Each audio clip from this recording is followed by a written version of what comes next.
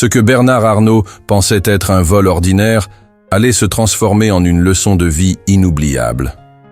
Assis dans le confort luxueux de la première classe, il savourait l'idée d'un voyage paisible vers le Mexique. Mais le destin avait d'autres plans. À ses côtés, un homme vêtu de manière modeste, à la peau marquée par le soleil, s'installait en silence. D'un simple regard, Bernard avait déjà émis son jugement. Cet homme n'avait rien à faire ici. Les premières remarques, teintées d'arrogance, fusèrent sans retenue. Pourtant, derrière ce visage fatigué se cachait une histoire bien plus grande que la fortune de l'homme le plus riche d'Europe. Ce récit est celui d'un choc de monde, d'une rencontre inattendue où l'orgueil laisse place à la honte et où l'humilité triomphe. Accrochez-vous à cette histoire, car ce qui s'annonçait comme un vol anodin deviendra une profonde leçon de respect et d'humanité. Et si cette lecture vous touche, n'hésitez pas à partager vos réflexions en commentaire dès maintenant. Il s'appelait Manuel Ortega. Né dans un petit village poussiéreux du Yucatan, il avait grandi entre les champs d'agaves et les routes de terre craquelées par le soleil brûlant. Dès son plus jeune âge, Manuel avait appris que la vie ne faisait pas de cadeaux. Fils d'un ouvrier agricole et d'une couturière, il avait quitté l'école prématurément pour aider ses parents à subvenir aux besoins de la famille. À peine adolescent, il enchaînait déjà les journées harassantes dans les plantations, les mains abîmées par les outils rudimentaires, le dos courbé sous le poids de la terre sèche. Manuel rêvait d'un avenir meilleur, mais les circonstances l'avaient toujours ramené à la réalité brutale. Les emplois précaires s'étaient de succéder, maçon, aide-cuisinier, manutentionnaire dans des entrepôts bondés de Mexico. Il n'avait jamais cessé de travailler dur, refusant de baisser les bras malgré les obstacles. Chaque peso gagné était précieusement économisé, non pas pour s'offrir des luxes, mais pour envoyer de l'argent à sa mère restée au village et pour financer des repas chauds aux enfants des rues de la capitale. Ce que peu de gens savaient, c'est que derrière sa simplicité se cachait un cœur immense.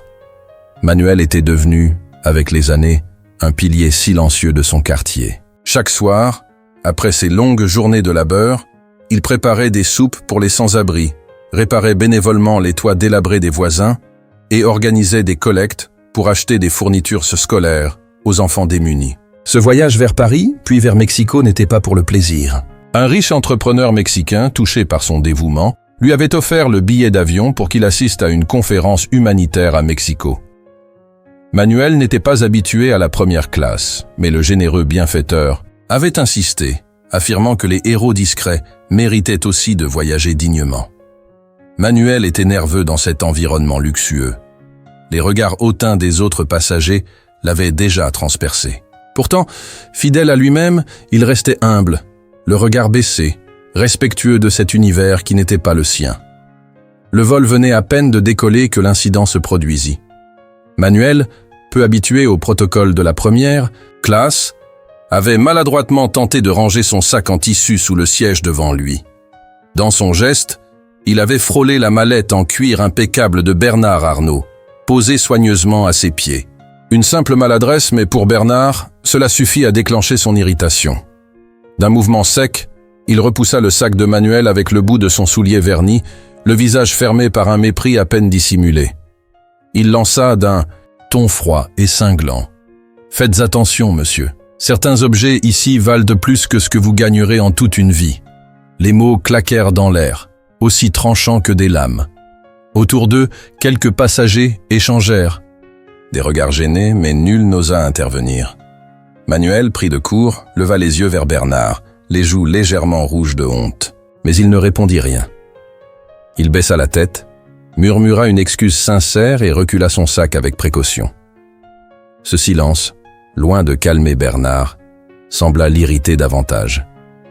Lui qui était habitué à ce que tout tourne autour de lui, à ce que les gens se plient à son pouvoir et à sa renommée, ne comprenait pas l'humilité désarmante de cet homme modeste. Il ajouta, presque pour se convaincre lui-même, « Les premières classes ne sont pas faites pour tout le monde. » Ces paroles firent écho dans l'esprit de Manuel, mais il garda le silence. Il avait connu bien pire dans sa vie. Les humiliations, il les avait encaissées comme des intempéries inévitables. sans jamais perdre sa dignité profonde. Pourtant, quelque chose dans le ton de Bernard venait érafler la fine couche de résilience qu'il s'était forgée. Ce moment, apparemment, anodin pour Bernard, marqua le véritable début de l'histoire. Une simple friction entre deux mondes que tout opposait, l'arrogance du pouvoir et la noblesse discrète du cœur. Alors que le vol se poursuivait, une hôtesse de l'air, attentive à la scène qui s'était déroulée plus tôt, s'approcha de Manuel pour lui proposer un verre ou un encas. Avec une simplicité désarmante, il lui répondit dans un français hésitant mais respectueux « Juste de l'eau, s'il vous plaît. Et merci pour votre gentillesse. » Cette réponse, pourtant banale, contrastait fortement avec l'attitude capricieuse de Bernard Arnault, qui venait, quelques instants auparavant, de renvoyer son plateau repas avec agacement, estimant que le plat principal était bien trop fade.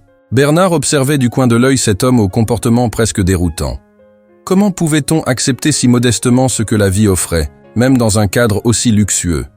Intrigué malgré lui, Bernard lui lança, avec une pointe de condescendance. « Alors, monsieur, un grand voyageur? Vous avez l'air peu familier avec ce genre de cabine. » Manuel tourna la tête vers lui et répondit, sans la moindre animosité, avec une sincérité touchante, « Non, monsieur, c'est la première fois que je monte dans un avion. Je suis maçon, normalement. Mais un ami m'a invité à assister à une conférence à Mexico sur l'aide aux communautés pauvres. » Un instant de silence suivit ces paroles. Pas de fausse modestie, pas de tentative de paraître plus que ce qu'il n'était. Juste la vérité, nue, sans phare. Bernard haussa les sourcils, surpris par tant de franchise. La plupart des gens, face à lui, s'empêtraient dans des explications maladroites ou tenteraient de masquer leurs conditions sociales. Mais Manuel, lui, assumait pleinement son identité. « Un maçon en première classe », répéta Bernard avec un sourire narquois. « Eh bien, voilà qui est original. » Là encore, Manuel ne se laissa pas déstabiliser. Il répondit calmement. « Je suis reconnaissant d'être ici. Même si je ne comprends pas tout ce luxe, je respecte les efforts de ceux qui rendent ce voyage possible, comme les hôtesses, les pilotes, et même les gens comme vous, monsieur. » Cette phrase prononcée sans sarcasme frappa Bernard d'une manière inattendue. Il ne savait pas encore pourquoi, mais ces mots résonnaient en lui avec une justesse troublante. Manuel, sans même le vouloir, venait de planter la graine d'un questionnement profond dans l'esprit de l'homme d'affaires. Le reste du vol se déroula dans un calme apparent, mais Bernard Arnault ne pouvait s'empêcher de jeter des regards furtifs à Manuel. Quelque chose dans l'attitude de cet homme modeste le troublait, sans qu'il puisse vraiment l'expliquer. Sa simplicité sincère semblait ébranler les certitudes que Bernard avait bâties toute sa vie sur la réussite et le prestige. Otia, moment où l'avion amorça sa descente vers Mexico, Bernard ouvrit machinalement son journal économique, cherchant à se distraire. C'est alors qu'il tomba sur un article, accompagné d'une photo en noir et blanc, qui capta immédiatement son attention. Le titre annonçait « Manuel Ortega, le bâtisseur des cœurs oubliés ». Intrigué, il lut les premières lignes. Le texte racontait l'histoire d'un ancien ouvrier mexicain, né dans la pauvreté la plus extrême, qui consacrait désormais sa vie à reconstruire les maisons effondrées dans les quartiers pauvres de Mexico et des villages alentours. Grâce à des campagnes locales et au soutien discret d'entrepreneurs sensibles à sa cause, Manuel avait aidé à reloger des centaines de familles frappées par les catastrophes naturelles et la misère. Les photos montraient cet homme, le même que celui assis à ses côtés, debout sous un soleil de plomb, les bras chargés de matériaux, un sourire authentique illuminant son visage malgré la poussière qui le recouvrait. Bernard sentit un frisson le parcourir. Était-ce possible que cet homme, qu'il avait traité avec autant de condescendance, soit en réalité un héros silencieux, bien plus respecté qu'il ne l'aurait imaginé? Il tourna discrètement la tête vers Manuel, qui observait l'atterrissage par le hublot avec la même sérénité tranquille que depuis le début du voyage. À cet instant précis, Bernard se sentit étrangement petit. Lui, l'homme d'affaires qui dirigeait des empires de luxe, avait méprisé un homme qui, avec si peu, faisait tant pour les autres. Il referma lentement son journal, incapable de détourner ses pensées de cette révélation inattendue. Ce que Bernard venait de découvrir allait changer irrémédiablement la dynamique entre eux, mais ils ne le savaient pas encore. À peine l'avion avait-il atterri sur le tarmac brûlant de Mexico que les événements prirent une tournure inattendue. Alors que les passagers de première classe s'apprêtaient à descendre, un petit comité d'accueil attendait déjà Manuel à la sortie de l'appareil. Parmi eux, des représentants d'associations humanitaires, des journalistes locaux et même quelques familles modestes venues exprimer leur gratitude. Les flashs des appareils photo crépitèrent, surprenant Bernard qui, pour la première fois depuis longtemps, se retrouva relégué à l'arrière-plan. Toutes les attentions convergeaient vers cet homme simple qui l'avait humilié quelques heures plus tôt. Les hôtesses de l'air, témoins silencieuses de la scène précédente, échangèrent des regards en coin avec Bernard, comme si elles venaient elles aussi de prendre pleinement conscience de la véritable stature de Manuel. Manuel, fidèle à lui-même, salua les journalistes avec modestie. Il refusa poliment les microphones qu'on lui tendait, préférant embrasser une vieille dame qui l'attendait, les larmes aux yeux. C'était Doña Carmen, une veuve à qui il avait aidé à reconstruire sa maison après les inondations dévastatrices de l'année précédente. La scène, émouvante, fut capturée par les caméras et diffusée en direct sur plusieurs chaînes locales. Bernard, debout à quelques mètres, regardait tout cela d'un œil neuf. Une gêne sourde montait en lui, un inconfort profond qui dépassait la simple surprise. Les mots qu'il avait prononcés dans l'avion résonnaient dans son esprit, comme un écho douloureux. Les premières classes ne sont pas faites pour tout le monde. Quelle ironie cruelle. Les passagers qui avaient autrefois partagé son mépris pour Manuel semblaient désormais admiratifs, voire envieux, de la reconnaissance chaleureuse que recevait ce dernier. Un murmure parcourut la foule. « C'est lui, Manuel Ortega !» Même les agents d'immigration le saluèrent avec respect, accélérant les formalités pour qu'il puisse sortir plus rapidement de l'aéroport. Bernard sentit son masque d'arrogance se fissurer. Pour la première fois depuis des années, il se demanda si la véritable richesse ne résidait pas ailleurs que dans les chiffres affichés sur ses comptes en banque.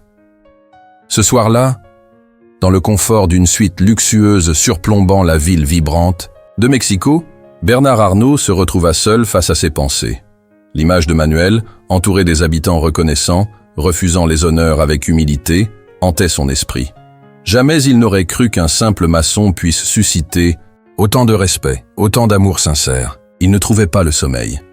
Ses yeux parcouraient la ville illuminée, tandis qu'un poids grandissait dans sa poitrine. Une lutte silencieuse s'amorçait en lui. Un conflit entre l'homme d'affaires redoutable qu'il avait toujours été et l'être humain que cette rencontre avait ébranlé. Le lendemain matin, résolu à apaiser ce tumulte intérieur, Bernard demanda à son assistant personnel d'organiser une rencontre avec Manuel. Ce dernier, fidèle à sa simplicité, accepta sans hésiter. Ils se retrouvèrent dans une petite salle communautaire, loin des fastes habituels, où Manuel coordonnait la distribution de vivres pour les familles défavorisées du quartier. Bernard entra, mal à l'aise dans ce décor modeste. Il fut accueilli non par des saluts obséquieux, mais par des sourires sincères et des poignées de main chaleureuses. Manuel s'approcha, essuyant la sueur de son front avec le revers de sa manche, et lui tendit la main. « Je ne pensais pas vous revoir si tôt, monsieur Arnault », dit-il simplement. Bernard serra cette main calleuse avec une hésitation perceptible, comme s'il touchait pour la première fois une réalité qui lui avait toujours échappé. Il prit une inspiration profonde, puis déclara « Je crois que je vous dois des excuses, monsieur Ortega. » L'assistance, silencieuse, suspendit ses gestes. Manuel, fidèle à lui-même, répondit sans amertume « Les excuses ne sont pas nécessaires. Nous faisons tous des erreurs. Ce qui compte, c'est ce que nous choisissons d'en faire. » Ces paroles, simples et puissantes, frappèrent Bernard en plein cœur. Il sentit un mélange de honte et de respect sincère naître en lui. Dans cette salle dépouillée, parmi ces gens ordinaires mais incroyablement dignes, il comprit que la grandeur ne résidait pas dans les fortunes accumulées, mais dans la capacité à toucher des vies. Ce moment précis fut un tournant pour Bernard.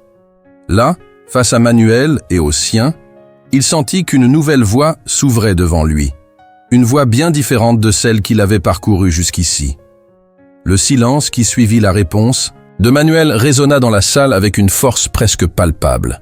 Bernard Arnault pourtant habitué aux discours feutrés des conseils d'administration et aux conversations stratégiques de haut niveau, se retrouvait soudain confronté à une simplicité désarmante.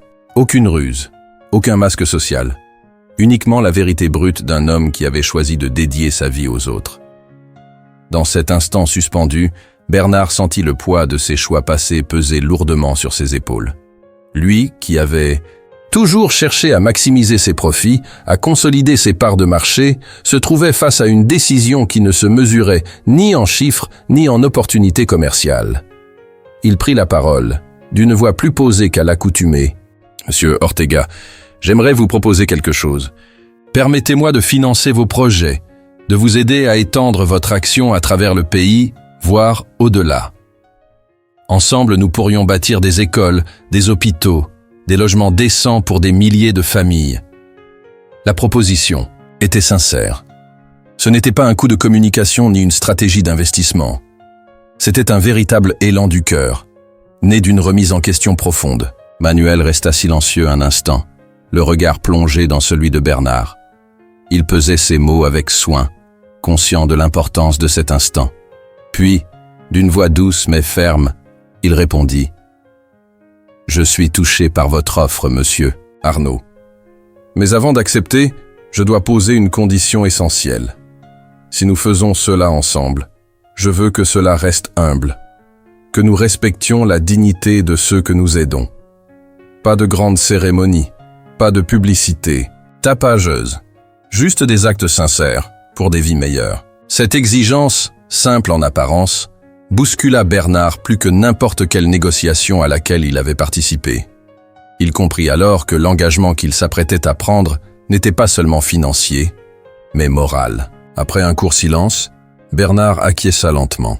« Vous avez ma parole. » Un accord venait d'être scellé, non pas par un contrat en papier glacé, mais par une poignée de main franche et une promesse d'intégrité.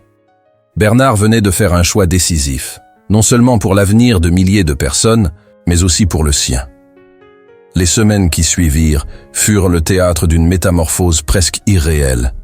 Fidèle à sa promesse, Bernard Arnault mobilisa ses ressources colossales, non pas pour étendre son empire du luxe, mais pour redonner vie aux quartiers oubliés de Mexico et des régions les plus défavorisées du Mexique. Il finança la construction d'écoles où les enfants apprenaient non seulement à lire et à écrire, mais aussi à rêver d'un avenir meilleur. Aux côtés de Manuel Ortega, il visita des chantiers boueux, serra des mains calleuses, écouta des récits de souffrance et de résilience. Pour la première fois, Bernard découvrait une richesse bien plus précieuse que les milliards alignés dans ses comptes bancaires. La gratitude sincère dans les yeux de ceux dont il contribuait à changer la vie. Il fut profondément marqué par la ténacité des habitants, par leur capacité à garder espoir malgré l'adversité. Manuel, toujours fidèle à lui-même, travaillait avec la même ardeur qu'au premier jour. Il refusait de prendre du recul, préférant rester au plus près de ceux qui l'aidaient, sa pelle à la main, son sourire modeste accroché au visage. Peu à peu, Bernard sentit sa propre vision du succès se transformer. Là où il voyait jadis des opportunités de croissance, il découvrait des vies à relever, des communautés à reconstruire. Il comprit que la grandeur ne se mesurait pas à la taille des gratte-ciel ou à la brillance des vitrines, mais à l'impact durable que l'on laisse derrière soi.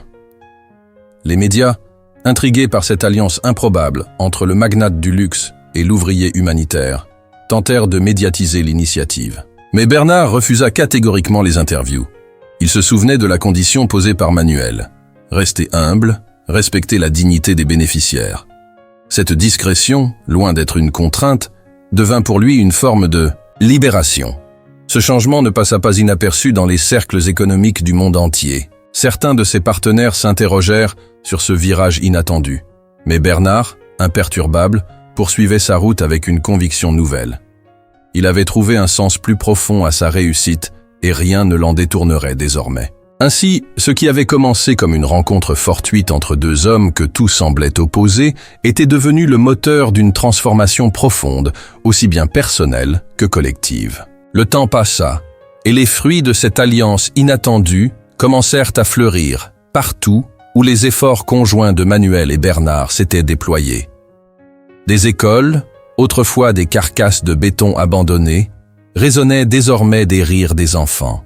Des quartiers entiers, jadis marqués par la misère et l'abandon, retrouvaient une dignité perdue, ornés de fresques murales éclatantes et de jardins communautaires soignés. La renommée de Manuel Ortega, d'abord locale, franchit bientôt les frontières. Son nom, porté par les témoignages des familles aidées, devint synonyme d'espoir et de ténacité. Les associations humanitaires du Mexique le citèrent comme un modèle d'engagement, et même des personnalités influentes du monde entier cherchèrent à comprendre comment un simple maçon avait su mobiliser un titan de l'industrie comme Bernard Arnault. Mais ce dernier, fidèle à sa promesse, refusa de tirer une quelconque gloire de cette aventure. Lors des rares occasions où il acceptait de prendre la parole, il redirigeait systématiquement les éloges vers Manuel. Ce que je fais n'est rien comparé au travail de M. Ortega. C'est lui le véritable architecte de cette transformation. Ses paroles, sincères, firent écho bien au-delà des cercles habituels de Bernard. On le vit participer au chantier, vêtu de vêtements simples, partageant des repas modestes avec les ouvriers, prenant le temps d'écouter chaque histoire, chaque besoin exprimé. Pour Manuel, cette reconnaissance n'était pas un but en soi. Il continuait à vivre sobrement, refusant tout privilège particulier. Lorsqu'on lui proposa de lui construire une maison plus confortable, il répondit simplement « Ma place est parmi les miens, là où je peux être le plus utile ». Ce refus obstiné du confort personnel impressionna profondément Bernard. Il comprenait désormais que la véritable grandeur se trouvait dans cette capacité à rester fidèle à soi-même, quelles que soient les circonstances. Peu à peu, même les plus sceptiques s'inclinèrent devant l'évidence. Quelque chose d'exceptionnel était en train de naître de cette collaboration inattendue. Ce n'était pas un projet parmi d'autres, mais un véritable mouvement. Une onde de changement qui inspirait d'autres entrepreneurs à revoir leurs priorités. Et dans cette reconnaissance discrète mais profonde, Bernard découvrit une satisfaction nouvelle, bien plus durable que les récompenses habituelles du monde des affaires. Quelques mois après le début de leur collaboration, alors que les projets avançaient à un rythme impressionnant, un imprévu survint, bouleversant de nouveau l'équilibre fragile de cette alliance. Un violent séisme frappa les régions du sud du Mexique. Les secousses furent si fortes qu'elles laissèrent derrière elles un paysage de désolation, maisons effondrées, routes fissurées, villages isolés. Les nouvelles parvinrent rapidement. À Mexico, Emmanuel, sans perdre une seconde, se mobilisa. Il rassembla son équipe, chargea les camions de matériel et prit la route vers les zones sinistrées. Bernard, quant à lui, était alors à Paris pour une réunion stratégique importante avec le conseil d'administration de son groupe. Lorsqu'il reçut la nouvelle, il interrompit la séance sans la moindre hésitation. Ses collègues, stupéfaits, le viraient de quitter précipitamment la salle, laissant derrière lui les chiffres et les projections. Il prit le premier vol pour Mexico, puis un hélicoptère jusqu'à la région dévastée. Ce que Bernard découvrit sur place le bouleversa profondément. Les visages marqués par la peur et la douleur lui rappelèrent brutalement à quel point la vie peut basculer en un instant. Au cœur du chaos, il retrouva Manuel, les manches retroussées, couvert de poussière et de sueur, en train de dégager les décombres aux côtés des habitants. Bernard, sans réfléchir, le rejoignit. Il saisit une pelle et se mit à travailler, aux côtés des autres, oubliant son statut, oubliant son image publique. Cette scène, capturée par les téléphones des bénévoles, fit rapidement le tour du pays. Non pas pour flatter l'ego de Bernard, mais parce qu'elle témoignait d'une vérité rare. La solidarité ne connaît ni classe sociale, ni frontières. Mais la véritable surprise vint lorsque, au soir de cette journée éprouvante, Manuel réunit les habitants et les bénévoles sous un chapiteau de fortune. Il prit la parole, sa voix tremblante d'émotion. « Aujourd'hui, nous avons tous perdu quelque chose, mais nous n'avons pas perdu notre humanité. Grâce à l'aide de chacun, et je parle ici de M. Arnault, autant que de nos voisins, nous allons reconstruire. Mieux, plus fort, plus unis. » À cet instant, Bernard comprit que sa place n'était plus dans les gratte-ciel de verre et d'acier, mais ici, au milieu de ceux qui construisaient avec leurs mains un avenir plus digne. Ce séisme, qui aurait pu être une tragédie de plus, devint ainsi le catalyseur d'une nouvelle ère pour leur mission commune. Non seulement ils allaient rebâtir, mais ils allaient transformer ces ruines en un symbole éclatant de résilience et de fraternité. Des mois plus tard, les cicatrices laissées par le séisme étaient encore visibles, mais quelque chose de profond avait changé, non seulement dans le paysage, mais aussi dans les cœurs. Ce qui avait commencé comme un partenariat inattendu entre un magnate du luxe et un ouvrier humanitaire était devenu un véritable mouvement populaire. Les villages reconstruits ne ressemblaient pas aux anciens. Désormais, chaque maison était conçue pour résister aux intempéries. Chaque école équipée pour offrir un avenir plus stable aux enfants. Les habitants eux-mêmes avaient pris part à chaque étape du processus, si bien qu'ils ne se contentaient plus d'être bénéficiaires d'une aide extérieure. Ils étaient devenus bâtisseurs de leur propre destinée. Bernard Arnault, de son côté, avait profondément changé. Ce n'était plus l'homme pressé des conseils d'administration ou des défilés de mode parisiens. Il marchait dans les rues rénovées des quartiers, saluant par leurs prénoms les maçons, les enseignants, les marchands ambulants. Il partageait des repas simples sous les auvents en tôle ondulée, riait des anecdotes locales, écoutait attentivement les besoins exprimés. La transformation était totale. Lui qui avait longtemps mesuré la valeur par les profits et les acquisitions, découvrait une forme de richesse bien plus satisfaisante, celle des liens humains, de la gratitude partagée, de l'impact concret sur des vies. Manuel Ortega, quant à lui, était resté fidèle à ses principes. Il avait refusé toutes les propositions de poste officiel ou de reconnaissance institutionnelle. Il préférait rester dans l'action quotidienne, là où il se sentait le plus utile. Bernard respectait cela profondément. Il avait appris à son contact que le véritable leadership ne réside pas dans les titres, mais dans l'exemple, que l'on incarne chaque jour. La presse internationale, bien que tenue à l'écart des opérations courantes par choix éthique, finit par relayer l'histoire de cette alliance improbable. Non pour flatter les égos, mais pour inspirer d'autres, initiatives similaires à travers le monde. Pour Bernard, cette conclusion n'en était pas vraiment une. C'était plutôt un nouveau départ, un chemin qu'il n'aurait jamais imaginé emprunter, mais qui, désormais, lui semblait être le seul qui vaille réellement la peine. Et pour Manuel, c'était la confirmation que même dans un monde souvent gouverné par l'indifférence, les actes de bonté et de solidarité pouvaient semer des graines de changement durable. Assis sur un banc de bois, à l'ombre d'un arbre que les enfants du village avaient planté pour célébrer la renaissance de leur communauté, Bernard Arnault observait la scène devant lui avec un regard empreint de sérénité. Les éclats de rire des enfants, les discussions animées des adultes, les mains qui s'activaient pour bâtir, encore, toujours. Ce tableau vivant d'espoir et de solidarité lui offrait une réflexion profonde, bien au-delà de tout ce qu'il avait pu vivre jusque-là. Il se souvenait du jour où, dans cet avion, il avait jugé Manuel sur son apparence modeste, croyant à tort que la valeur d'un homme se mesurait à ses vêtements ou à sa place en première classe. Cette erreur, il la reconnaissait pleinement. Aujourd'hui, elle avait été le point de départ d'un bouleversement intérieur qu'il n'aurait jamais imaginé. La réussite, pensa-t-il, n'a de sens que lorsqu'elle est partagée. Tous les trophées, toutes les fortunes accumulées n'étaient rien face à la richesse d'un sourire sincère ou d'une vie transformée. À quoi bon bâtir des empires si ceux-ci ne servent pas à élever les autres? Il repensa aussi aux paroles de Manuel, simples mais si profondes. Nous faisons tous des erreurs. Ce qui compte, c'est ce que nous choisissons d'en faire. Ces mots, il les avait gravés en lui, comme un rappel constant que le pouvoir est une responsabilité, non un privilège. Ce cheminement intérieur ne s'arrêtait pas là. Bernard avait pris la décision de revoir la philosophie même de son groupe. Désormais, une partie importante des bénéfices serait réinvestie dans des projets sociaux, non par obligation, mais par conviction profonde. Il voulait que son héritage dépasse les frontières du luxe et entre dans celui de l'humanité partagée.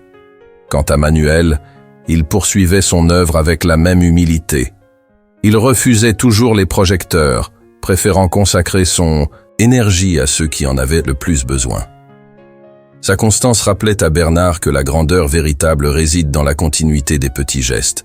ceux qui, jour après jour, changent le cours des vies. En ce moment précis, Bernard comprit pleinement le sens de ce voyage inattendu. Il avait débuté par une erreur de jugement, un instant d'arrogance, mais il s'était transformé en une leçon de vie dont il se souviendrait jusqu'à son dernier souffle. Le soleil se couchait lentement sur l'horizon mexicain, baignant le village reconstruit dans une lumière dorée. Les murs fraîchement peints semblaient capturer cette clarté, comme pour en prolonger la chaleur dans les cœurs de ceux qui avaient tant perdu, mais surtout tant reconstruit. Bernard Arnault, debout à l'entrée d'une nouvelle école qui venait d'ouvrir ses portes, laissait son regard embrasser la scène avec une émotion sincère. Il y avait devant lui des enfants qui brandissaient leurs cahiers neufs avec fierté, des enseignants qui préparaient les leçons du lendemain, et des familles entières réunies pour célébrer non seulement la fin d'une période difficile, mais aussi le début d'une ère nouvelle. Ce n'était pas seulement un village qui renaissait, c'était une communauté entière qui avait retrouvé sa dignité. Bernard s'éloigna un instant de l'agitation joyeuse pour retrouver Manuel, qui, fidèle à lui-même, chargeait des sacs de ciment sur une carriole tirée par un vieil âne. Loin des honneurs et des discours, Manuel restait enraciné dans l'action quotidienne. « Vous travaillez encore ?» demanda Bernard avec un léger sourire. Manuel essuya la sueur de son front et répondit simplement « Il reste toujours quelque chose à faire. » Cette réponse, empreinte de sagesse, fit sourire Bernard d'un air songeur. Il comprenait désormais que l'engagement véritable ne connaissait ni pause ni répit. Il était inscrit dans chaque geste, chaque effort quotidien, chaque regard tourné vers l'avenir. Ce moment scella pour de bon la transformation de Bernard Arnault. Il n'était plus l'homme froid et calculateur qui jugeait la valeur d'un individu à son apparence ou à son compte en banque. Il était devenu un partenaire d'humanité, un bâtisseur d'espoir, un soutien discret mais déterminé pour ceux qui avaient été trop longtemps oubliés. En regagnant la fête qui battait son plein, Bernard sentit une paix intérieure l'envahir. Une qui ne venait pas des succès financiers ou des acquisitions prestigieuses, mais de la certitude d'avoir trouvé enfin un chemin qui donnait un véritable sens à sa vie. La clôture de cette histoire n'en était pas une véritablement. C'était plutôt l'ouverture d'un nouveau chapitre, non écrit sur le papier glacé des magazines, mais dans le cœur battant de ceux qui avaient retrouvé l'espoir grâce à un improbable duo formé par la force tranquille d'un ouvrier mexicain et la volonté renaissante d'un magnate français. Cette histoire, au-delà de ses personnages, est avant tout un rappel puissant que les apparences sont trompeuses et que la véritable grandeur se mesure non pas aux chiffres ou aux possessions, mais aux actes de bonté, de solidarité et d'humilité. Bernard Arnault, l'un des hommes les plus riches du monde, avait commencé ce voyage avec l'arrogance de ceux qui croient tout savoir. Il le termine transformé, enrichi d'une sagesse que l'argent seul n'aurait jamais pu lui offrir. Face à Manuel Ortega, il a découvert un autre visage de la richesse, fait de cœurs battants, de mains tendues et de villages reconstruits grâce à l'effort collectif. Manuel, quant à lui, nous enseigne que même sans les projecteurs, même sans les honneurs officiels, la persévérance et la générosité peuvent faire bouger des montagnes. Il a refusé les privilèges pour rester fidèle à sa mission première, aider ceux qui en ont le plus besoin. Maintenant, la question que je vous pose est simple. Et vous? Que feriez-vous à la place de Bernard Arnault? Auriez-vous su reconnaître la valeur d'un homme comme Manuel dans ce vol de Paris à Mexico? Ou seriez-vous passé à côté comme tant d'autres avant lui? La vie nous donne à tous des occasions de remettre en question nos jugements hâtifs, d'ouvrir les yeux sur les trésors d'humanité qui nous entourent. Parfois, il suffit d'un regard, d'un mot, d'un simple geste pour changer non seulement le destin d'une personne, mais aussi le nôtre. Si cette histoire vous a touché, si elle a éveillé en vous une réflexion, partagez vos pensées en commentaire. Avez-vous déjà croisé sur votre chemin quelqu'un comme Manuel Ortega, une personne discrète mais essentielle? Racontez-nous votre expérience.